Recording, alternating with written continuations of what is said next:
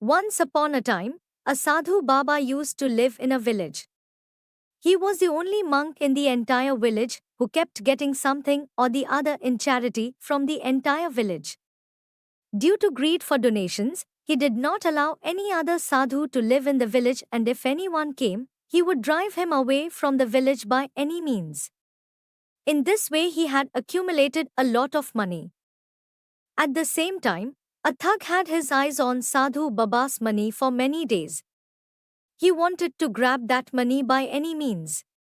He made a plan and disguised himself as a student and reached the sage.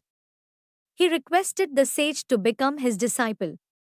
At first, the sage refused, but then after some time he agreed and made the thug his disciple. The thug started living in the temple along with the sadhu, and along with serving the sadhu, he also started taking care of the temple. The swindler's service made the sage happy, but still he could not completely trust the swindler.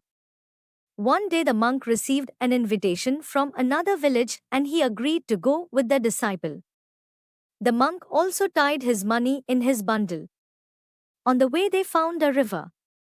The sage thought, why not take a bath in the river before entering the village?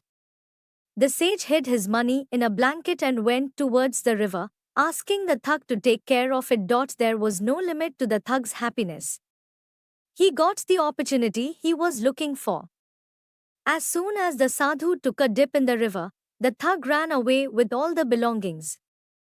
As soon as the monk returned, he neither found the disciple nor his belongings. Seeing all this, the monk held his head. We learn from this story that we should never be greedy, nor should we trust anyone's soft talks.